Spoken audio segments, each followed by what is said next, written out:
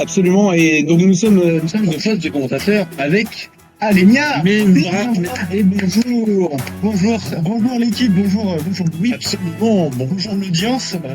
Tu peux peut-être te mettre là de l'autre côté, comme ça ils verront là. Bien évidemment, ils sont sur le câble. On est un petit peu contraint en termes d'espace là, mais tout va bien, tout va bien. Est-ce que derrière vous voyez bien l'écran? J'ai fait au maximum en termes de luminosité. On a fait pire. Tant mieux. Eh bien, nous allons pouvoir y aller.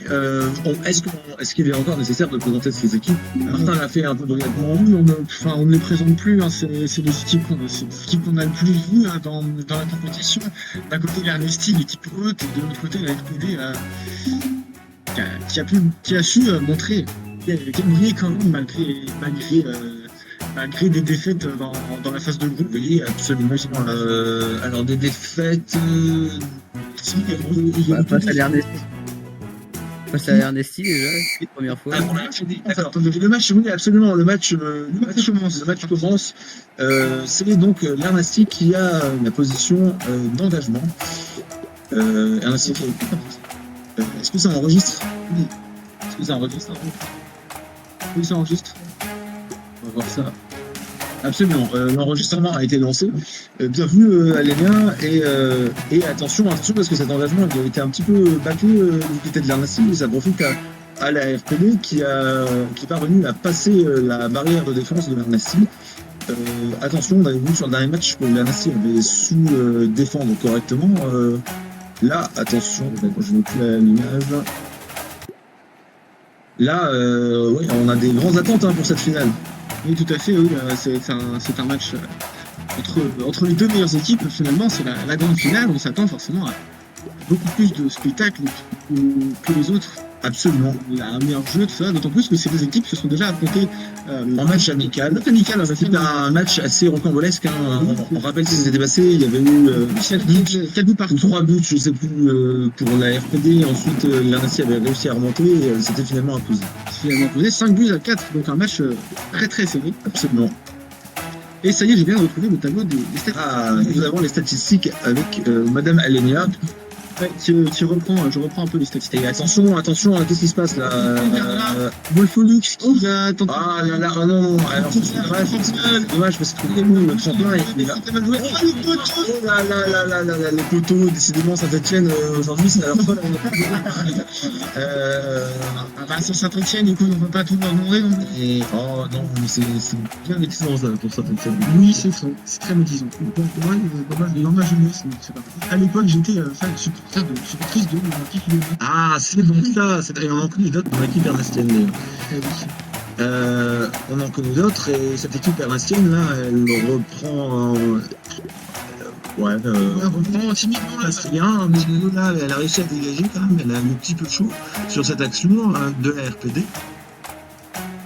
La balle est au milieu, la balle est entre tout le monde. J'ai l'impression que c'est très disputé cette balle de match. On remercie encore le. Oh, attention là.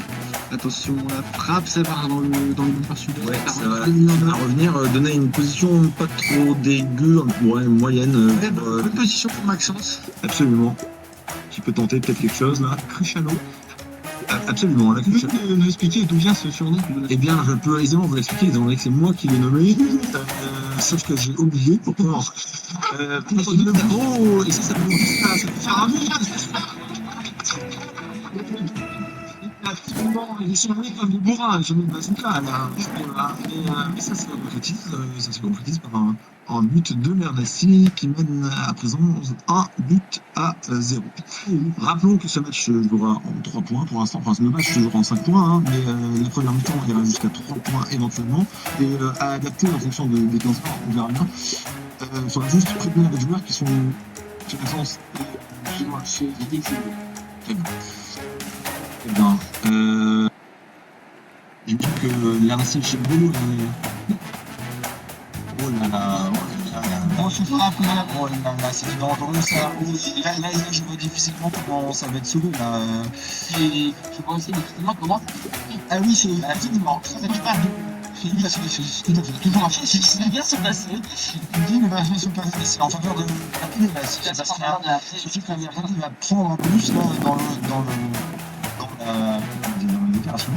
Et maintenant, regarde, ça fait tout la course.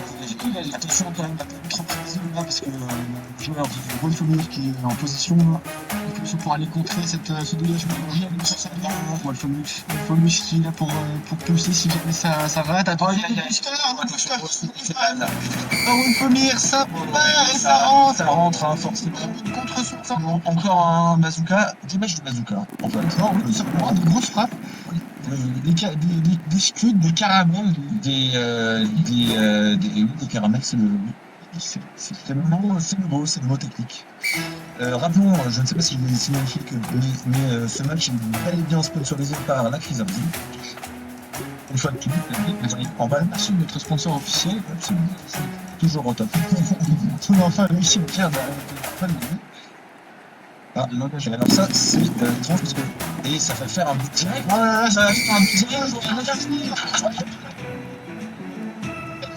Ça fait un but direct pour Annecy parce que malheureusement, c'était peut-être mal vu de la part de Wolfomir. Je pense que Wolfomir s'est attendu à un but, à un tir croisé.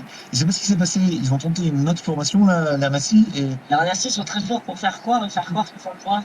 oui, mais attention quand même à pas se prendre un but là sur cet engagement de l'RPD parce que l'RPD aussi est forte sur les engagements.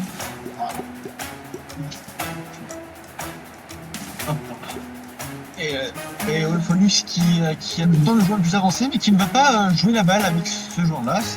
Si, en effet, depuis l'arrière, contre ça profite quand même, plus ou moins, c'est non ça. Qui engage une bonne attaque à l'aile droite quand même, à l'aile nord. Oui. Wolfomir qui va pouvoir et attention quand même à bien prendre cette balle parce que là la trajectoire peut être tout à fait profitable. Ah non, un big bumper qui a été utilisé, c'est bizarre. Oh là là. Voilà, en fait, ce qui s'est passé avec le big bumper, c'est que le joueur défenseur de l'Annecy s'est fait virer, s'est fait tège comme on dit. En fait, vu avec quelle vitesse ils vont, on va peut-être finir les 5 minutes avant. Et en tout cas les 3, je pense. D'ailleurs, en parlant de l'Ernesti, je retrouve enfin la statistique qui m'intéressait en début de match. L'Ernesti, dans cette compétition, n'a jamais perdu de match. Elle a gagné tous ses matchs, ni matchs joués, ni victoires. Jusqu'ici. Donc, oui, un joli parcours. Très beau parcours, alors que la RPD a perdu 2 matchs en poule, mais sinon a gagné tous les autres. Et il n'y a eu aucun match nul dans cette compétition, évidemment. Du coup, c'est très compliqué de faire match nul sur le côté. Tout à fait. Puisque rappelons que faire match nul implique d'aller sur un score d'égalité au 150e tour ou 90e tour. Bon, on a rarement vu de match aller jusque-là. Hein. On a pas vu. Tout à fait, en phase de poule de cette année. C'était le 69e tour au 59e. Et pour la phase finale, c'était bien la petite finale qui a duré plus longtemps, 97 tours. D'accord, mais nous sommes heureux de l'apprendre. Aucun match n'a donc dépassé les 100 tours et plutôt pas mal. C'est-à-dire qu'on joue quand même, que ça joue quand même bien. En effet. Parmi toutes les équipes. En effet. Et le fait qu'il existe des matchs un peu longs montre aussi que les équipes sont plutôt équilibrées parfois. Elles attaquent bien, mais elles se défendent bien aussi. Donc c'est là qu'on se retrouve avec des matchs d'une certaine longueur, mais pas trop. La balle est dans le camp ernestien. Oui, c'est un dégagement peut-être, je ne sais pas. Le dégagement n'aura pas lieu. J'ai bien l'impression.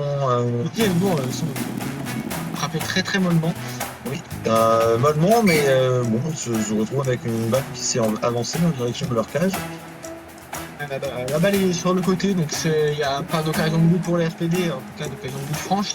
Oui, a priori, et donc ça va être dégagé ça par. Personnellement, avant que les RPD, voilà. C'est Diego qui récupère quand même la balle qui peut la repousser. Ça va partir. Ah, la balle c'est un carton jaune joué par monsieur Wolfomir. Absolument, Wolfomir qui tente sa chance avec une frappe de long. Et c'est un carton rouge pour Diego. Et Diego se retrouve avec. Attention à pas tirer directement dans la balle, quand même, ça peut être prévisible ça. Mais peut-être qu'il va tenter un angle. Non, il ne bouge pas. C'est très bon. Il ne bouge pas, personne ne bouge, d'accord. Il semble juste vouloir contrer l'éventuelle frappe de Wolfomir, qui n'aura finalement pas mieux. Et ce qui est bien pour la Nacelle, c'est que là, Wolfomir s'est fait dégager un petit peu du passage. Tout à fait. Diablo qui va pouvoir frapper très très fort puisque la balle est dans ses pieds. Ouais, mais alors, malgré tout, je vais essayer de rester net quand même. Malgré tout, ça va être contré là par la RPD. Il y a attention à Lord là qui peut tourner le deuxième. Oh, c'était bien, c'était pas le tout bien mis, mais heureusement il y avait un joueur pour la RPD au milieu. Wolfowitz qui garde le but avec efficacité et fermeté Absolument. et qui dégage la balle dans le camp Ernestine plus au nord. C'était les coups. Oh non, c'était con. Je sais pas. La tête, c'est le charme. Le charme, c'était le ciel, c'était bon. Bref, revenons les commentaires après cette petite page musicale. Un petit la balle de nouveau mise au centre par Wolfowitz. Absolument. Alors, quel est le sens de ce changement stratégique? Je ne sais pas. Eh bien, il y a Wolfowitz qui se retrouve en arrière de la balle et qui a une possibilité de frappe, avec son autre. Absolument, c'est pas si mal vu en fait. Pas mal vu, mais ça part. Heureusement, ça profite pas là pour la Nasty. Ça repart vers le mouvement après un coup sur le bumper. Absolument. C'est Wolfowitz qui en est le plus proche de pouvoir s'en saisir et la frapper. Pas tellement profitable là pour l'équipe de la RPD. Et bien malheureusement, c'est plus favorable à un dégagement de Ernesti qu'un dégagement de la première. La Cruciamo qui frappe, c'est par Wolfowitz. Ça revient au centre du terrain. La Cruciamo qui a un énorme angle de frappe. Absolument, là c'est un boulevard là, qui est ouvert. Malgré tout, il peut y avoir un contre RPDien. Oh là là, en plus, ah oui, d'accord. Alors je suis curieux de voir ce que ça va faire. Alors, Wolfowitz qui contre et ça part. Alors, ça. C'est à côté, c'est dommage, c'était très très bien joué de la part de la RPD. Encore une fois, qui a su lire le jeu et en tirer une meilleure partie. C'est donc la balle est donc de nouveau dans le camp ernestien et prête à être dégagée puisque personne n'est le fou. Si, il y a quand même Wolfowitz là qui rush sur la balle. Et il y a Diablo aussi dans cette balle. Voilà. Attention, après, Le dégagement n'a pas pu être opérant. dégagé. Wolfowitz se retrouve dans une bonne position pour tenter un centre peut-être. C'est pas ce qui semble se profiler. Peut-être avec un rebond contre le mur, ça aurait été possible. Oh, alors attention. La balle de plage, on rappelle qu'un Oh là là là là, oui, le côté moi il me fait peur, cette balle de plage. À chaque fois, c'est très aléatoire.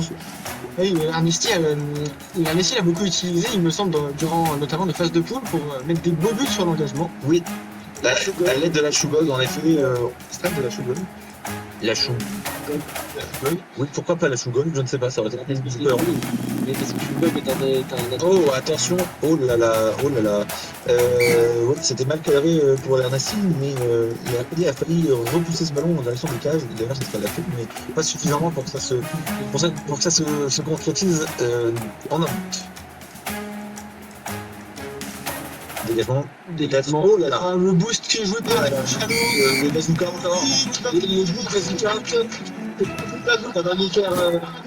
Nous sommes arrivés à la mi-temps de ce que les joueurs sont au courant de ce fait. Mais on va pouvoir les rappeler.